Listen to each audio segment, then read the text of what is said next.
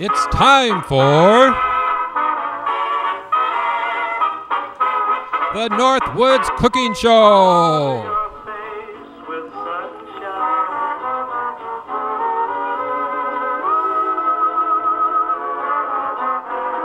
Starring Uncle Roy and Miss Callie, the troublemaking dog.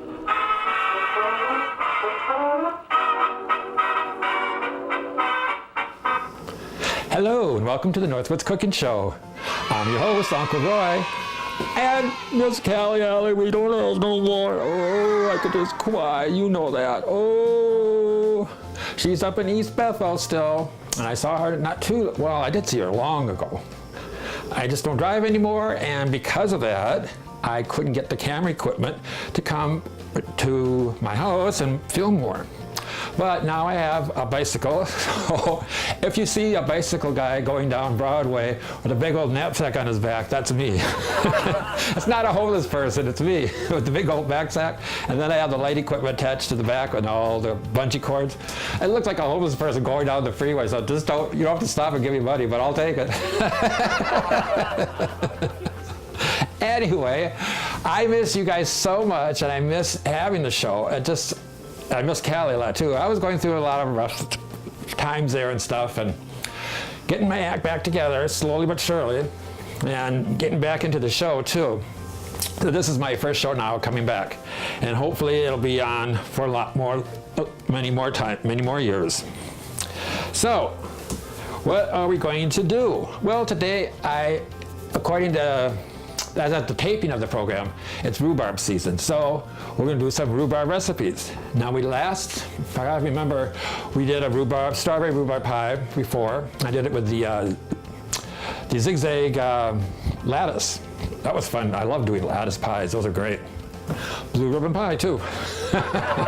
And it's been a while too since I've been into the fair competition. It's been like 3 years now since I've been in competition, because now I don't have the car to go there, and not only that, it was getting way out of hand for me to do. I was just doing too many things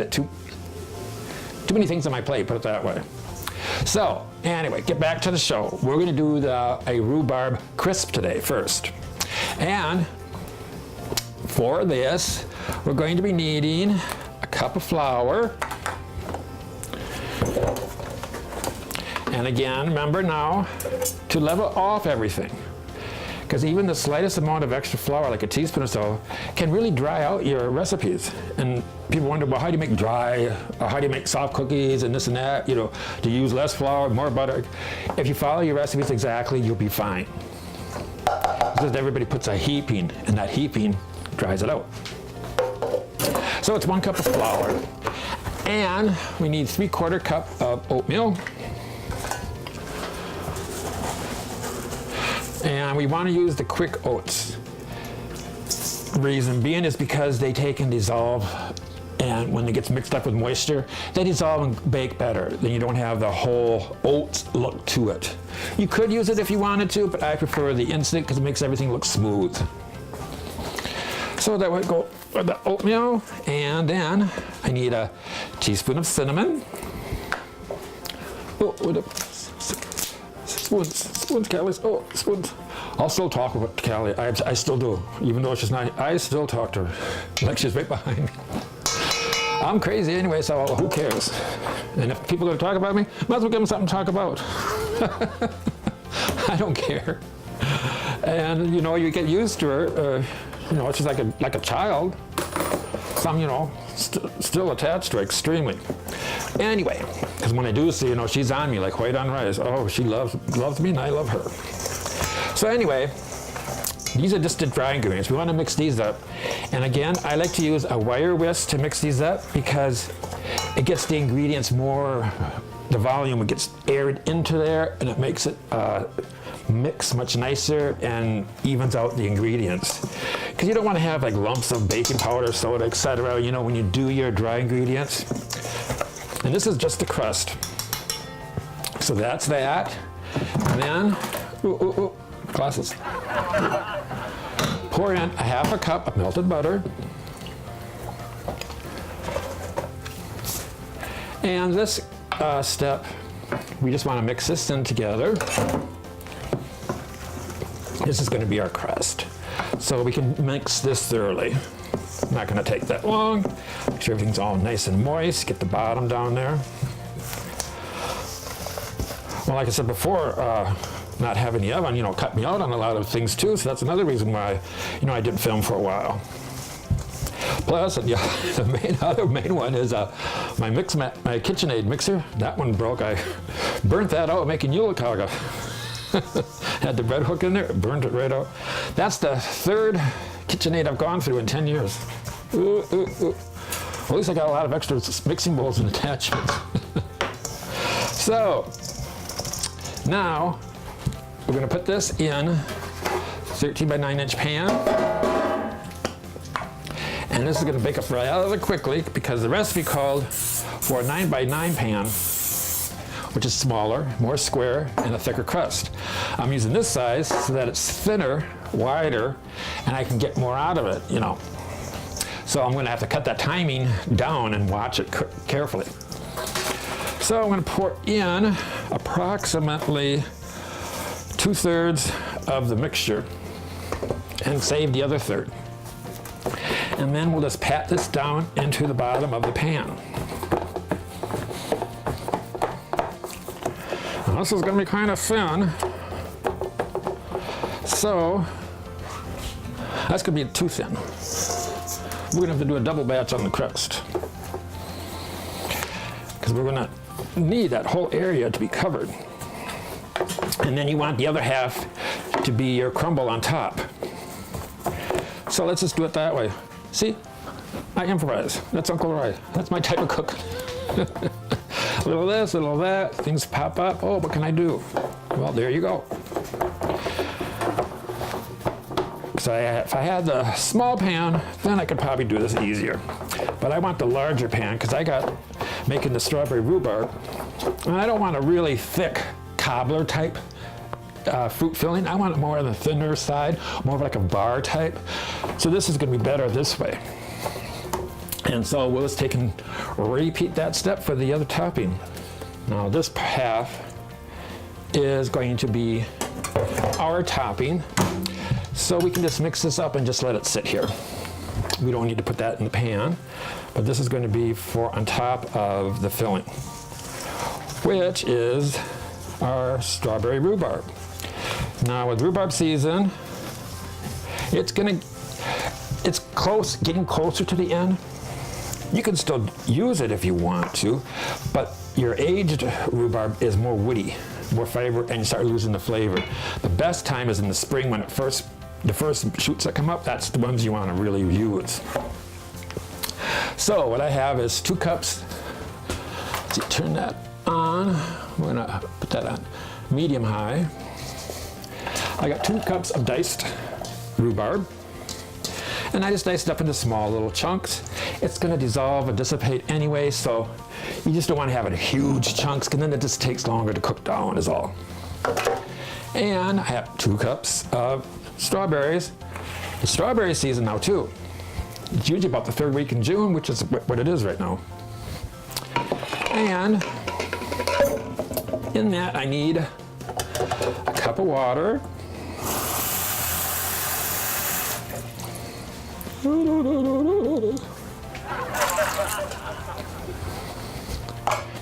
And a cup of sugar.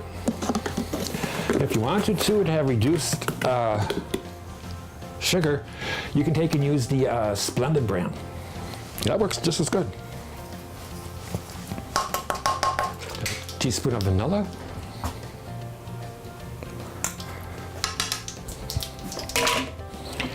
And 3 tablespoons of cornstarch. Now, if you want to do just rhubarb, it's 4 cups of rhubarb. If you wanted to do the strawberry, which we're doing, if you do just, what I'm trying to say, the 4 cups of rhubarb, you put in 2 tablespoons of cornstarch. With any other fresh fruit, whether it be strawberries, blueberries, peaches, etc., you want to do 3 tablespoons of cornstarch. Now mix this up right away here. so that while it's still cool, the cornstarch can dissolve.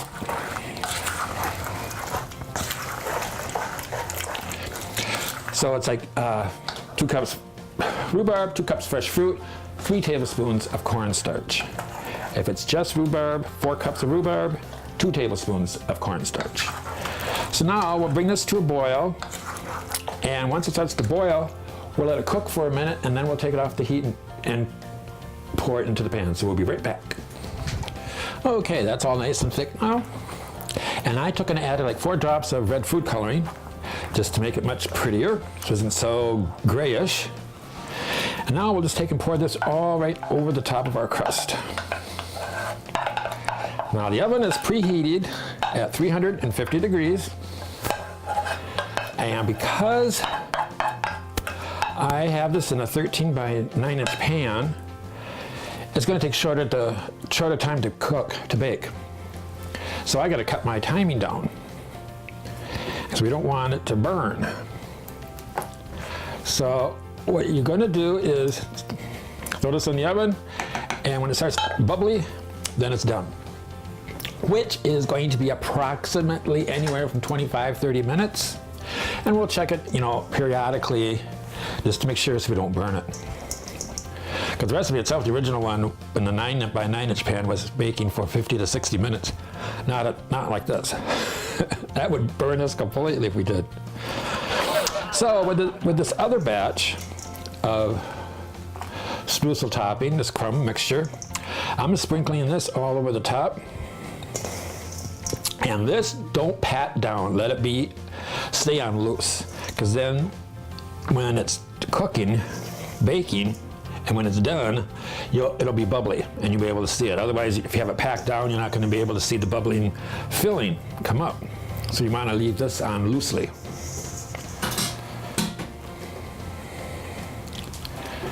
And that's it. So we'll put this in the oven and we'll come back in about 25-30 minutes or less. I'll let you know when I check it, how long it takes. And then we'll be right back.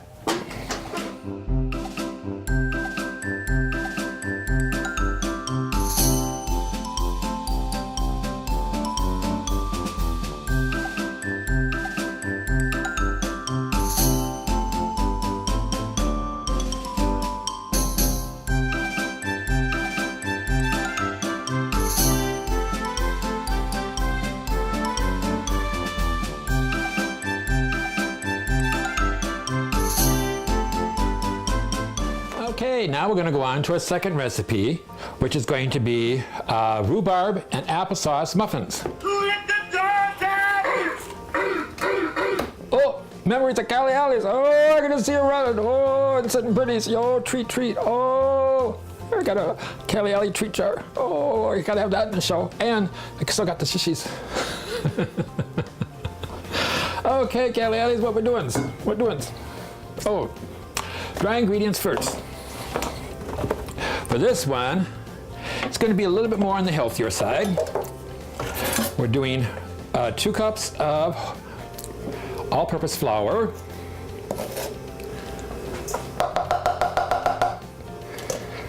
Like I said, now remember to level that off. We don't want to have dry muffins either. And we need also 1 cup of whole wheat flour. So these are going to be a little bit more on the healthier side. And don't worry, because I'll be getting back into all my other dietary dishes too. Some diabetic cooking and some gluten-free cooking, and I got lots of things to share with you now, because since I've been saving up for other things, coming up with other recipes. So this I can get into the cup and just scrape it off on the inside by the side of the bag. So that's 1 cup of whole wheat and 2 cups of all-purpose. Then to this, we need 2 teaspoons of cinnamon. You can scrape that off on the inside of your jar too.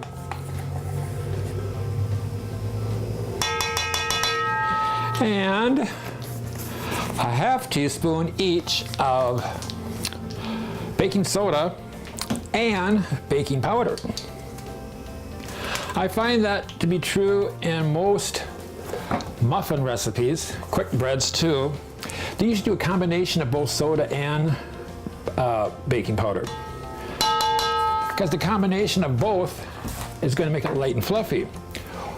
Sometimes, you know, if you have just one, it'll get light and fluffy, but if you have both, it will be, you know, much more airier, lighter. And then we also need half, and a half teaspoon of kosher salt. Those of you who say before, you know me and my kosher salt. I always gotta have that kosher salt. Why is that, Ellie? Oh, that's because I always use kosher salt, because it makes everything lighter and fluffier, and it really does when baking. It's so important to have kosher salt. Kosher salt is flaked, and so when they shave it to make the product, it's less per volume. I mean, it's more volume. It's not as compact as iodized salt, where they add the iodine to it, and it's smaller granules. So there's less sodium in a teaspoon of kosher salt than there is in a teaspoon of iodized salt. But the kosher salt does make everything lighter and fluffier than regular salt. But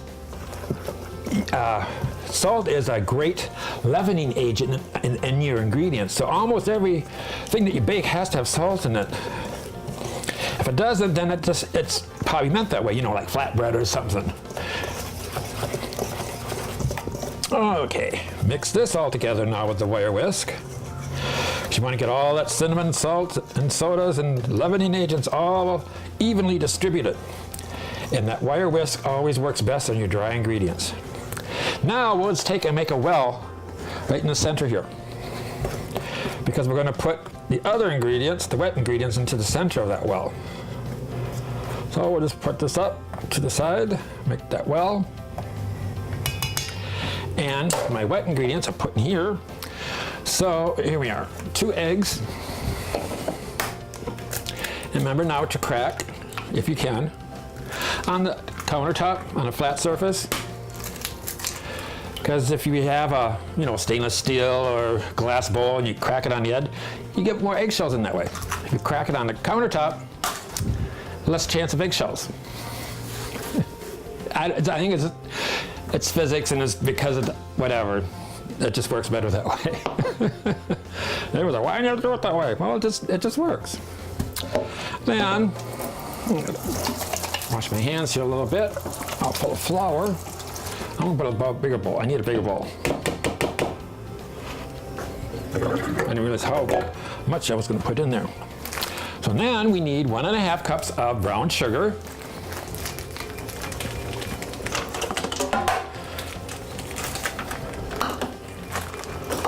And this we can pack into the measuring cup.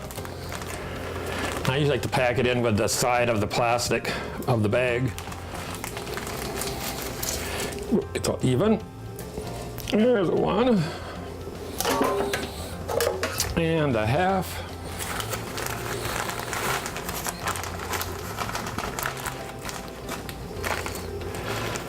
I just got exactly right.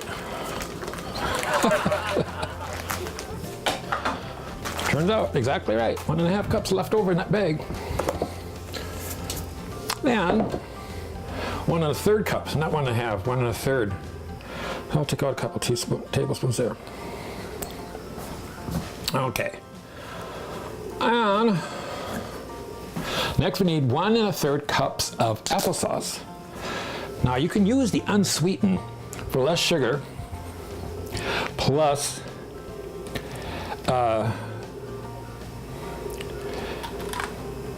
for diabetic users, because you got the brown sugar in there, so you don't really need sweetened applesauce. You can use the unsweetened. There's plenty of sugar in there. There's 1/3 in that. And 1 cup in that. 1/2 cup of vegetable oil. Oh, this is going to come real close too. Oh, that one's just perfect, Callie Ellis. Look at that, right to the drop.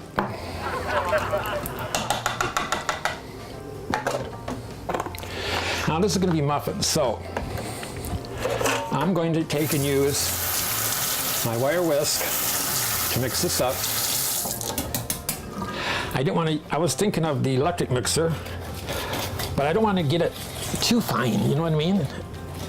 Because quick breads, you want it on the lumpier, thicker side when you mix in the flour. This part, we want the eggs blended up, but I don't want all that air in there. You know, if I use the electric mixer, it's going to get too airy, and then I'll have way too much batter to fill up my muffin cups with. But you can just use a wire whisk, and that'll do the job very well. So make sure this is nice and smooth. And then we can add this wet mixture, let's see, that's the applesauce one, to the dry in that middle of that well. Remember, we made that hole in the middle.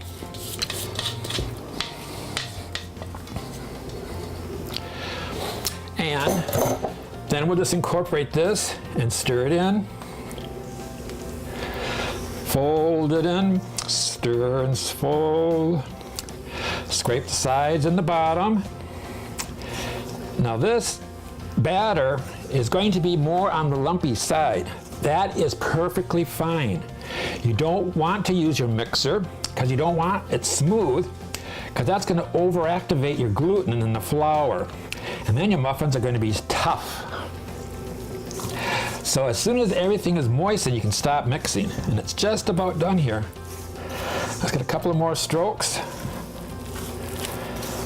You can almost hear it when it's done. Put this up to my microphone. Hear that noise? That tells you it's done. Oh, if Callie was here, your nose would be right there. Oh, it's all done. Sample, sample. Now, normally, in competition, you don't want papers. You want to take and grease your individual cups only a third of the way up and the bottom. That's it. Because then the dough is going to rise and form that rounded top. And for now, what I'm going to do is put the paper cups in, because this is at home. I'm not doing competition, and I like to have the paper liners on there because it makes cleanup so much nicer. The other way around, it gets a little dirty. It's hard to get those out, but this works out nice. I also take and spray my paper cups,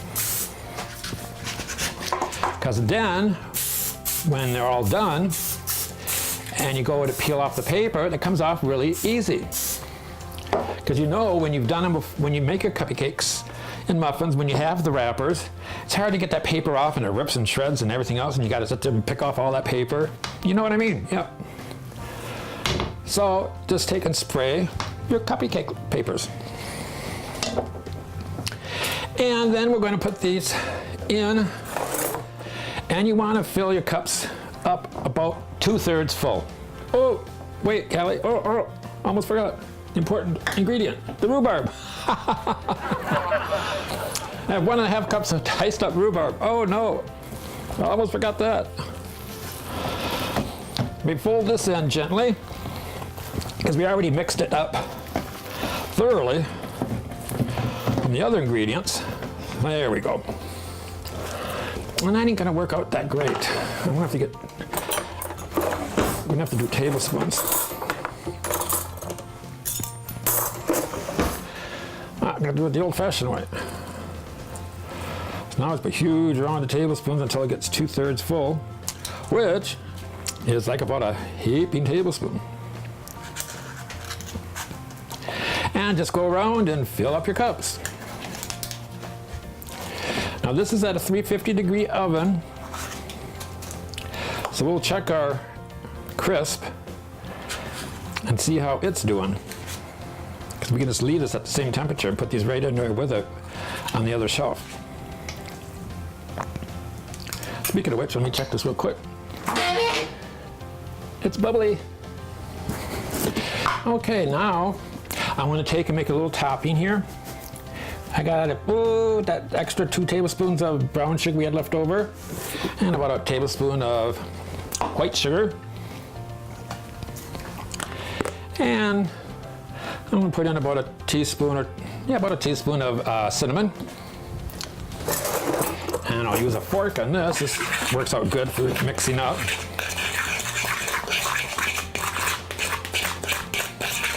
Kind of like the wire whisk idea. And then we'll just take this and sprinkle this over the muffins. Ooh. Ooh. Callie Ellis, I wish you were here because you'd be drooling. She'd be drooling. I know she would be. She'd be drooling like crazy.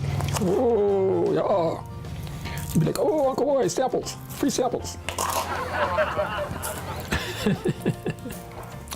Okay, so this goes into the 350-degree oven for about 25 minutes.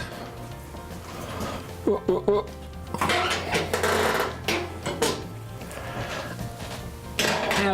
until a toothpick inserted in the middle of the muffin comes out clean. It's about 25 minutes. Let's set the timer on this one. I forgot the last one. But thank goodness I was here to watch everything all at once.